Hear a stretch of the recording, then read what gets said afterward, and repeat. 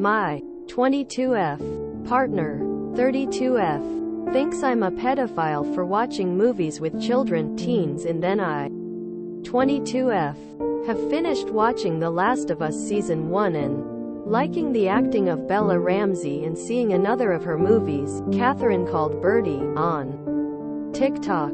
Decided to watch that film. After telling my partner, 32F, of 3 years that I was watching this, I was promptly told it was weird to watch so many things with kids in them or adults acting as kids. I have watched Stranger Things and shows like that in the past and never thought anything about the main characters. I must add a critical detail that may sway your answers. I made a mistake when I was young by online dating someone who was a couple years younger.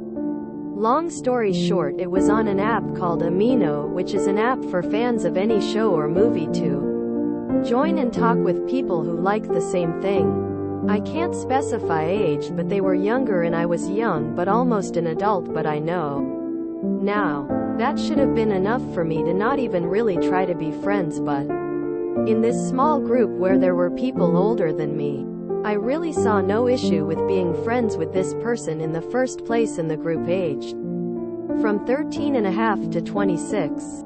We both were in a small group chat of people and they all knew we were dating, but no one there had said to me it was wrong or weird, so I hadn't seen it that way, especially as we never acted like anything more than best friends.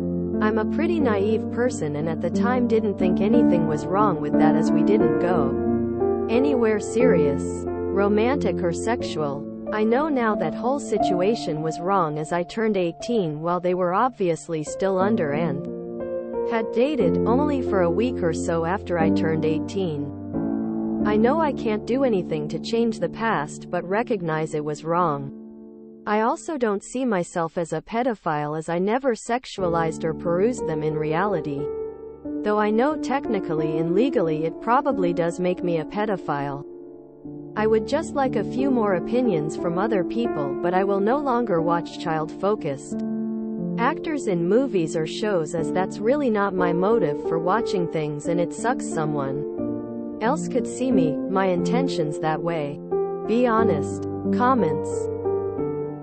19F. 20 meters. My boyfriend told me that my brown eyes aren't ideal. My boyfriend and I were talking about things that we liked about each other. And in the course of that conversation my eye color came up. He basically said that my eye color, brown, is not rare, ideal, or special, and it has made me so insecure. But what's more ironic is that he also has brown eyes. And he just said that it's a fact that brown eyes are common, not rare, and therefore not desirable. He's white and I'm Mexican. And it's just so strange that he himself, who has dark hair and brown eyes, is telling me this. How do I go about this? Thanks. Comments. Top comment. Breathing is common and not rare. Just saying. BF. 25M. Won't defend me. 24F. From his dad's inappropriate comments.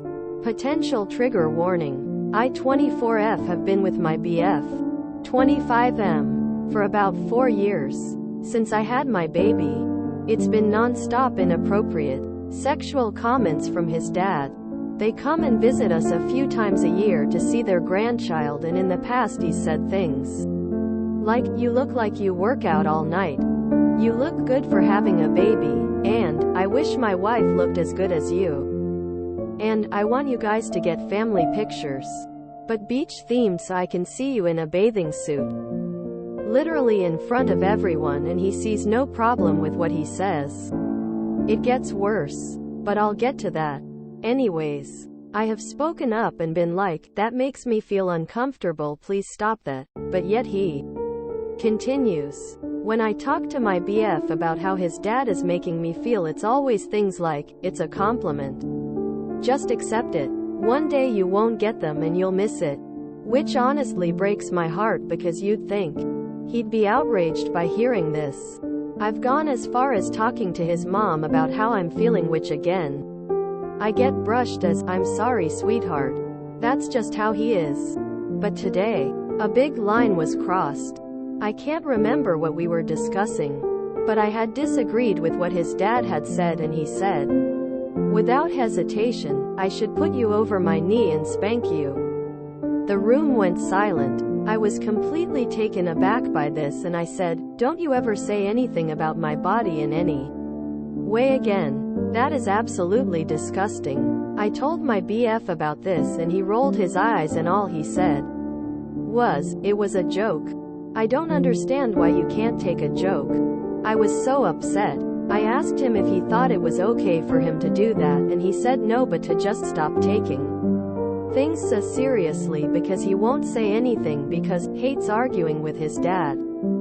I know I'm not overreacting, 'cause I feel like this is sexual harassment of some sort, because this happens every time they come to visit, and I've voiced how I'm feeling to everyone, and I'm brushed off.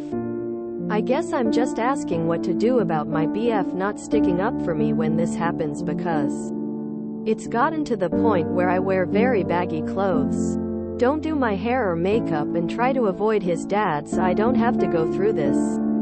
Yet it still happens, and I feel so alone. I just want my BF to understand how I'm feeling and actually stick up for me instead of brushing me off, leaving me to defend for myself. Edit. I just want to add, for everyone saying to just leave him, that I have tried leaving in the past for other reasons. However, my child is used as leverage against me whenever I do try, which severely complicates things. Edit 2. Parents who have left similar relationships. How do you do it? Obviously I know the lawyer part and setting up a safe place to go, but it's the going part that's scaring me, I guess. Comments. My 21F boyfriend, 23 meters, wants me to rehome my dog. For background, just over a year ago my boyfriend's dog passed away. I had been looking into getting a puppy for months, but decided to put a hold on it to respect his grieving time. Despite being long distance, I didn't want him to see me with a new puppy while he was struggling with a loss. Fast forward a month, and I stumbled across a puppy fair being hosted by a local animal shelter. I fell in love and took her home, at my mother's insistence, knowing how badly I've missed having a dog since losing my own to cancer, and immediately felt remorse. I told him, which caused a fight because I went back on what I'd said to him about waiting. I can't excuse my decision, because it was a split-second decision and I was thinking of myself, and I won't try to justify that. He was upset with me for a very long time. Fast forward a year and all seems to be forgiven, and he's even thinking of getting his own puppy. Except today he texts me during work to tell me he still resents me for getting a puppy. He hates my dog, and he refuses to live with her. My dog brings me lots of comfort. I have CPTSD, and having her near me helps me feel more secure. I've bonded with her very deeply, but he's given me an ultimatum. Him or my dog. We both agreed to talk to our therapists, but he said he doesn't plan on changing his mind, and I have no place being upset with him. I'm heartbroken. I don't want to choose one or the other.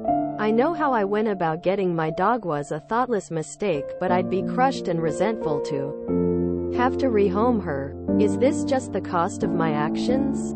Is he being unfair? I've asked him what I can do to fix it, and all he says is, what you should have done in the first place, i.e., rehome her. Please help. I could use some perspective. Comments. I, 27M, am considering breaking up with my GF, 23F, and the reason why is making me feel like the worst person in the world. My GF, call her Lucy, and I have been dating for approximately 3.5 years at this point. We have lived together for 2.5 of those years. In August of last year, we moved from where we met to somewhere 4 hours away, back to my hometown so that I could go back to school. We were starting to get more serious, and I wanted to make enough money to give her the life she deserved. We both won a small 5-acre farm. I gave her the option of staying with her family for a year while I went to school, so that she wouldn't be removed from her support network. But she insisted she wanted to come with me, so we moved together. Shortly after the move, we went on vacation 1,000 miles away, and while on vacation she had a psychotic break from reality. I'll spare you some of the details. But essentially she thought she knew everyone she saw on the street, thinking random people were old enemies from her childhood. She would climb out the window at night instead of using the door and go sleep in the rain or go walking in the lake.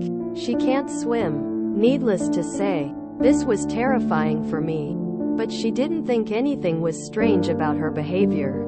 I called her stepmom and told her about the situation. An SM said it reminded her of Luce's brother, Luigi.